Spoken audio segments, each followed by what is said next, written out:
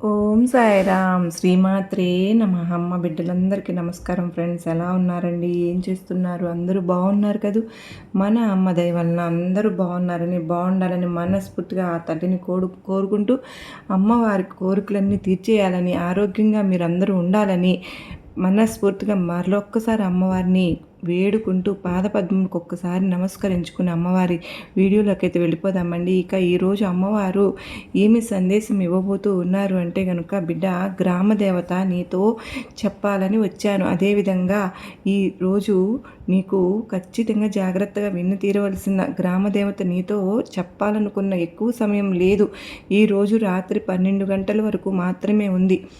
ఈలోపు గనక విని తీరితే గనక నీకు చాలా మంచి జరుగుతుంది. ఇంకెప్పుడు నీ జీవితంలో దుఃఖానికి తావు లేదు. ఎందుకంటే ఇప్పటికే నువ్వు ఎన్నోసార్లు నీతో మాట్లాడాలని, నీతో ఏదో చెప్పాలని ప్రతిరోజు కూడా వచ్చి వెళ్తూ ఉన్నాను తల్లి. ప్రతిరోజు రాత్రి 12 గంటల దగ్గర నీ ఇంటికి వచ్చి వెళ్తూ ఉన్నాను.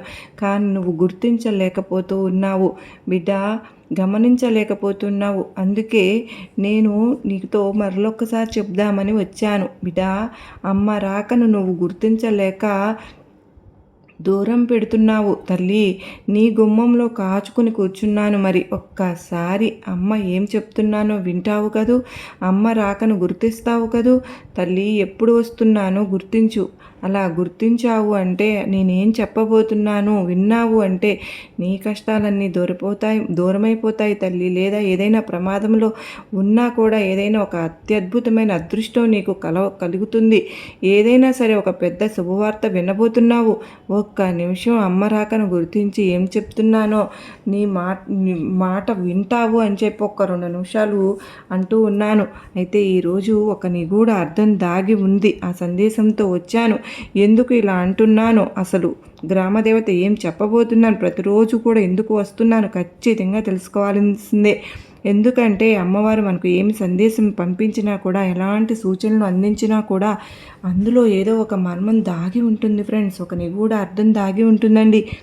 మన భవిష్యత్తుకు మేలు చేసే మాటే అక్కడ ఉంటుంది. మన జీవితానికి మంచి చేసే విషయమే అక్కడ ఉంటుంది. కనుక మనం అమ్మవారి సందేశాలను అందుకున్న సూచనలు పాటిస్తూ అలా కనుక అమ్మవారి అడుగు జాడల్లో నడుచుకుంటూ వెళ్ళిపోయి అమ్మవారి గొడుగు నీడ కిందకు వెళ్ళి చేరుకుందాం అంటే ఇక ఏ దుష్టశక్తులు, దరిద్రము ఏవి కూడా మనల్ని పట్టి పీడించలేవు. కనుక అమ్మవారి సందేశం అయితే ప్రతి ఒక్కరము తప్పక విని తీరాల్సిందే. అమ్మవారి భక్తులు ఎవరైతే ఉన్నారో వారందరికీ కూడా ఎక్కడ కూడా స్కిప్ చేయకుండా, మిస్ చేయకుండా వీడియోని చివరి దాకా అయితే చూసే ప్రయత్నం చేస్తే మనకు అమ్మవారు ఏం చెప్తున్నారు అనేది అర్థమవుతుంది. అలాగే అమ్మవారి కోసం ఒక చిన్న లైక్ ఇచ్చి వీడియో చూడటం అయితే మొదలు పెడదాం. శ్రీమాత్రే నమః అని టైప్ చేయడం మాత్రం మర్చిపోవద్దు ఫ్రెండ్స్. ఎవరైతే కొత్తగా మన ఛానల్ని చూస్తూ ఉన్నారో ప్లీజ్ అండి తప్పకుండా సబ్స్క్రైబ్ చేసుకుని, అలాగే మీకు వీడియో నచ్చినట్లయితే చాలా లైక్ చేసి మీరందరూ చాలామంది అమ్మ బిడ్డలకు షేర్ చేస్తారని మనస్ఫూర్తిగా మీ అందరినీ కూడా అడుగుతూ ఉన్నాను.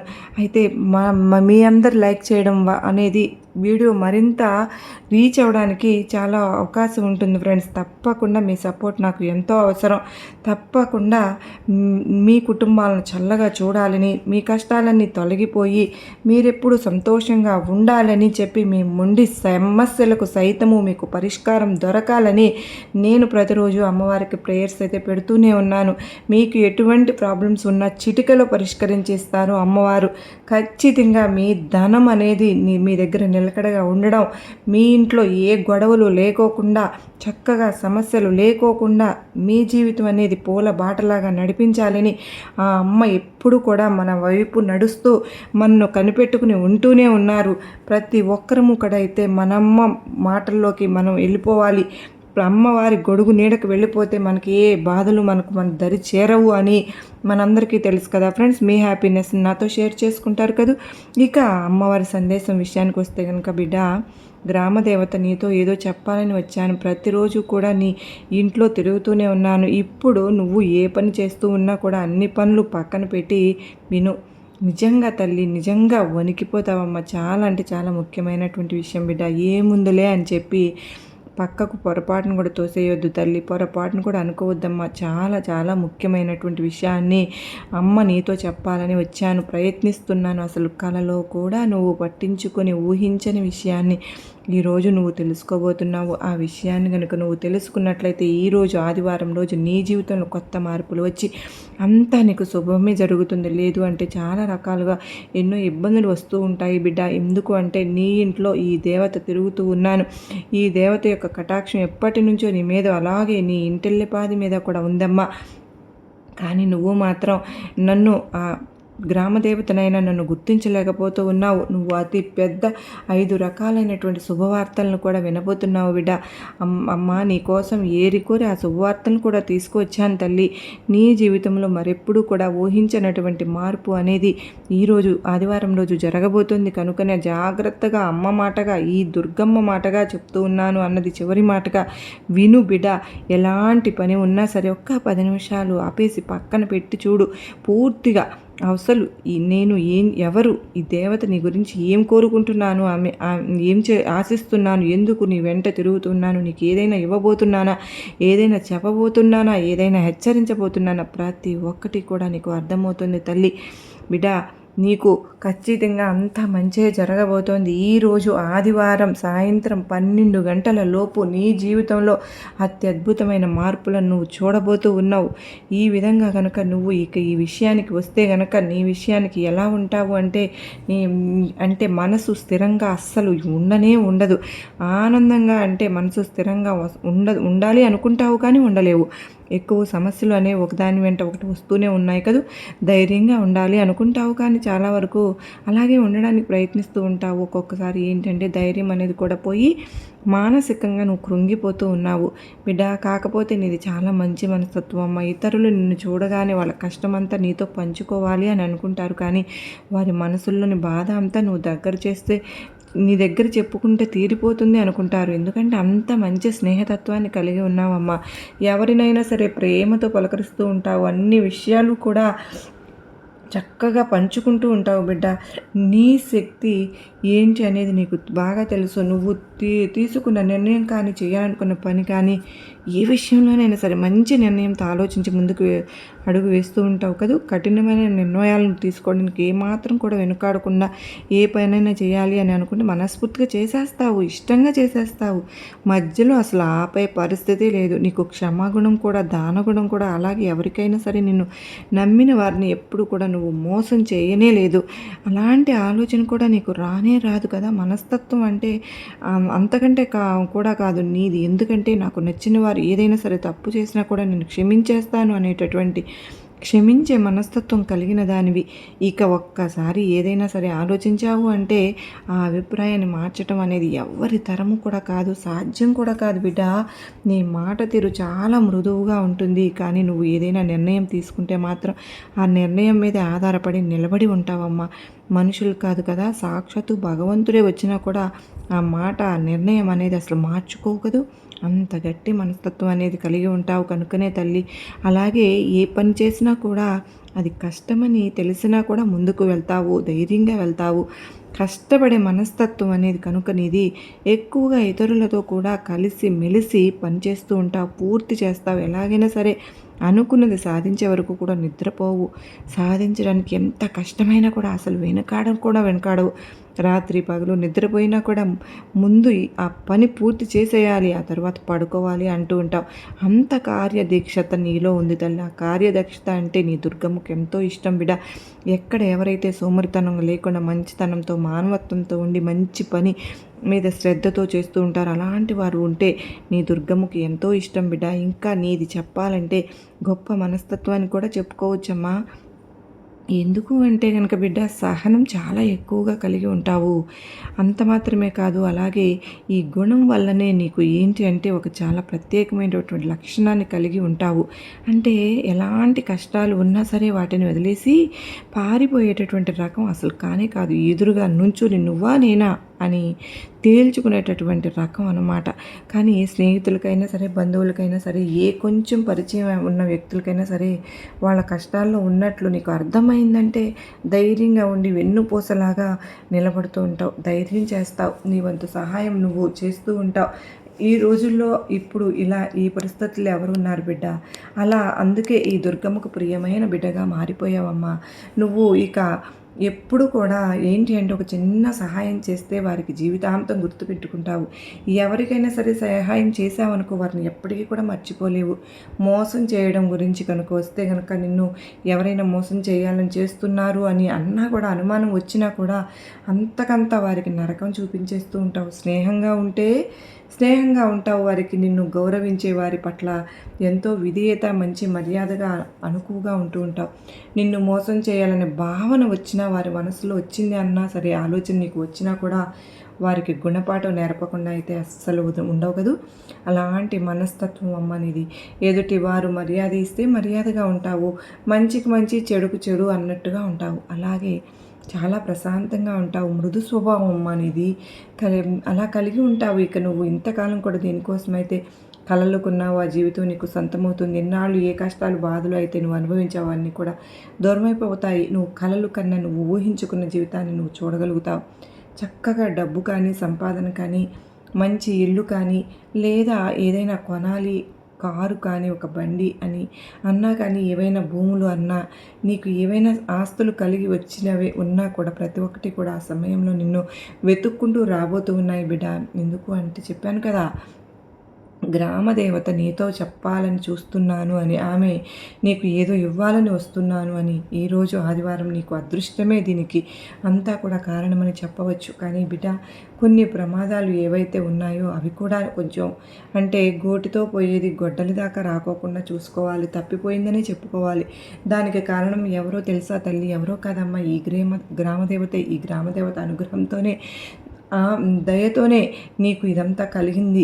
కొన్ని పనులు అసలు నిన్ను పూర్తిగా ఇబ్బందులకు గురి చేసేటటువంటి సమయంలో కూడా కొంచెం ఏమరపాటులో కనురెప్ప కొట్టి కాలంలో తప్పించుకున్నావు.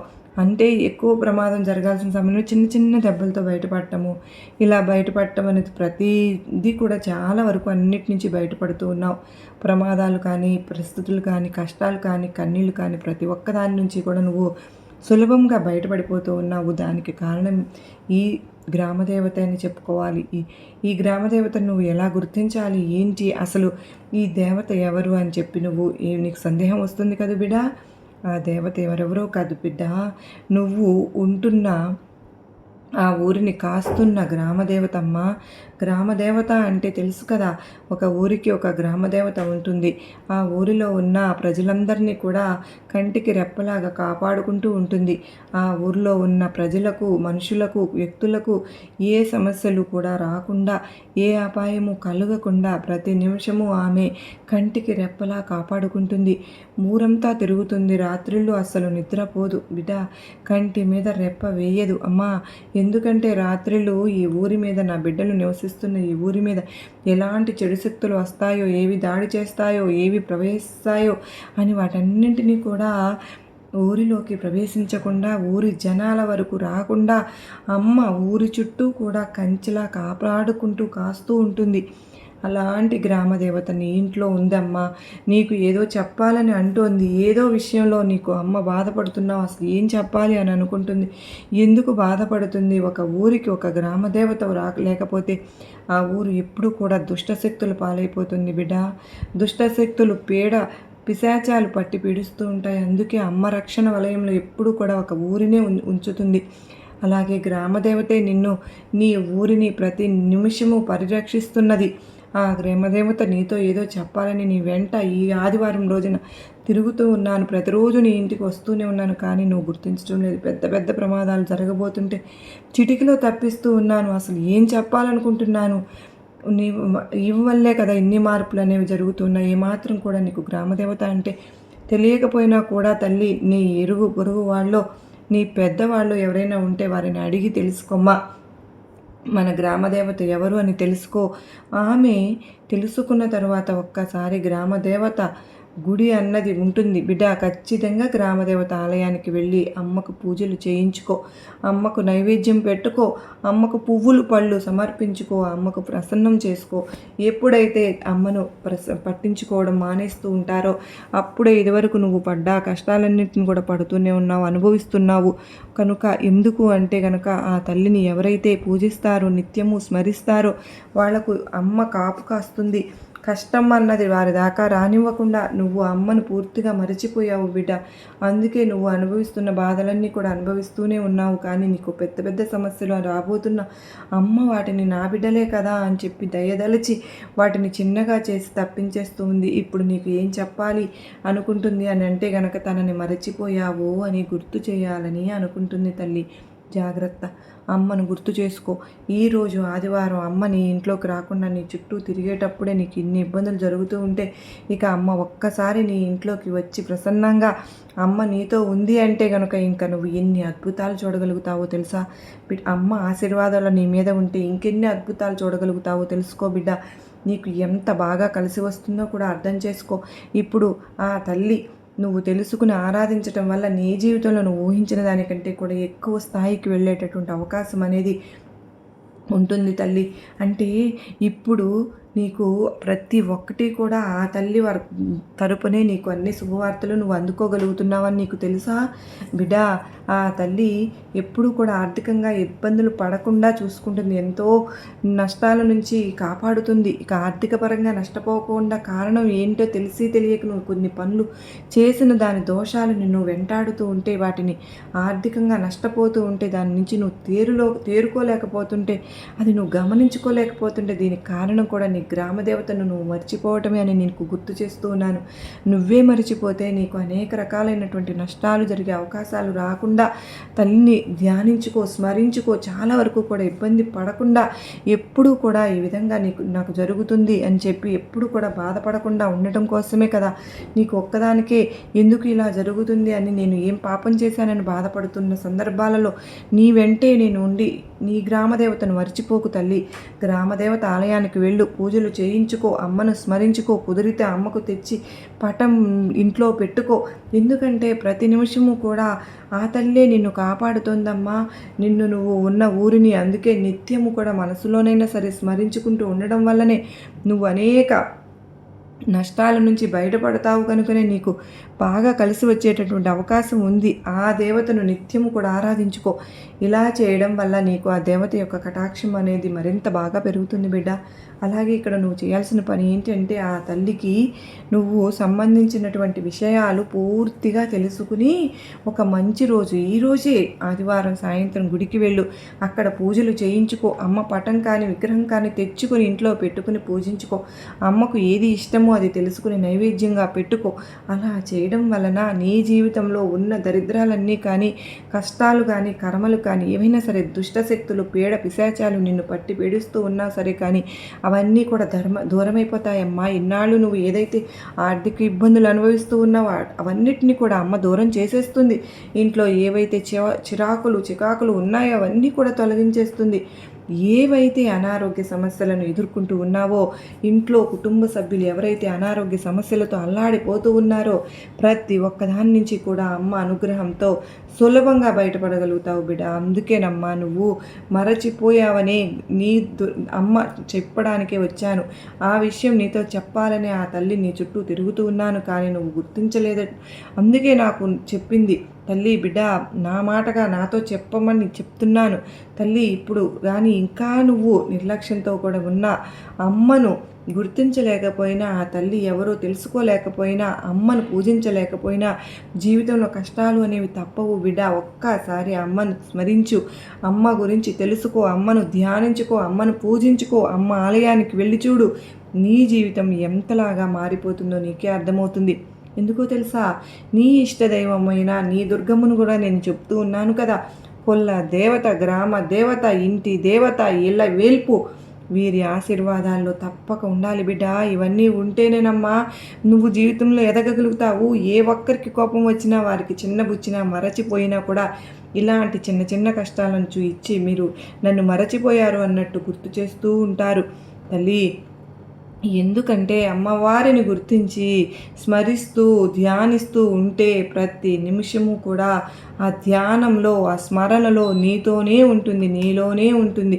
అప్పుడు నీ దగ్గరకు ఏవి కూడా రానివ్వకుండా చేస్తూ ఉంటుంది తల్లి. నువ్వు స్మరించలేదు అంటే కనుక ఆ తల్లి నీ మనసులో ఎలా ఉంటుంది చెప్పు? నీతో ఎలా ఉంటుంది బిడ్డ? ఏ భగవంతుడైనా, ఏ తల్లి అయినా, ఏ దుర్గమ్మ అయినా స్మరణలో ఉంటేనే కదా, పిలుపులోనే ఉండాలి, ధ్యానంలోనే ఉండాలి. ఎప్పుడైతే ఎక్కడైతే దైవ నామస్మరణ ఉంటుందో, ఎక్కడైతే అక్కడ భగవంతుడు కూడా సాక్షాత్తు మీతో ఉన్నట్లే, మీ చుట్టూ రక్షణ వలయంలో ఉన్నట్లే అని మీరు తెలుసుకుని తలుచుకోకపోతే ఎలా బిడ్డ, మరచిపోతే ఎలాగమ్మా? అందుకేనమ్మా ఇక మీదటైనా సరే ఈ ఆదివారం రోజున నువ్వు ఆ దేవతను తెలుసుకుని ఒక్కసారి ఆ తల్లి ఆలయానికి వెళ్ళి అమ్మను పూజించుకో, స్మరించుకో, ధ్యానించుకో, అంతా కూడా నీకు మంచే జరుగుతుంది. ఈ ఒక్క అవకాశం తప్పిపోయిందంటే మళ్ళీ అమ్మవారికి నీకు రాదుమ్మా. ఎందుకంటే ఇప్పటికే ఎన్నో రోజుల నుంచి నీ చుట్టూ తిరుగుతూనే ఉన్నాను. ఇప్పుడైనా కూడా నువ్వు గమనించుకో. అర్ధరాత్రి పూట అమ్మ వస్తోంది అంటే 12 గంటల సమయంలో వస్తున్నాను అంటే నువ్వు అనుకుంటావు గజ్జెల శబ్దం వస్తే ఏదో తిరుగుతుందో, ఏదో పేడో పిశాచో అని భయపడుతున్నావు కదూ. లేదమ్మా, అమ్మ తిరుగుతున్నాను కనుక అమ్మను గుర్తించు, అమ్మను ఒక్కసారి స్మరించుకో అంటే తృప్తిగా నీ ఇంట్లో అడుగు పెడుతుంది. అలా అడుగు పెట్టింది అంటే నీ ఇల్లు పావనమైపోతుంది బిడ్డ. అందుకేనమ్మా జాగ్రత్త. అమ్మ రాకను గుర్తించు, నీ భవిష్యత్తును బంగారుమయం చేసుకో. ఈరోజు ఆదివారం రోజు నీకు నా ఆశీర్వాదములు ఎప్పుడూ నీ మీద ఉంటాయి కదా, చెప్పింది మరచిపోవు కదూ అంటూ అమ్మవారు ఈరోజు ఒక అత్యద్భుతమైన సందేశాన్ని అందించారు కదా ఫ్రెండ్స్. ఈ సందేశం మీ అందరికీ కూడా నమ్మకాన్ని, గొప్ప ధైర్యాన్ని ఇచ్చింది కదా. మరలా మరో చక్కని అమ్మవారి సందేశంతో కలుసుకుంటారు. అంతవరకు నమస్కారం అండి. ఓం సాయిరాం. శ్రీమాత్రే నమః. సర్వే జనా సుఖినో భవంతు.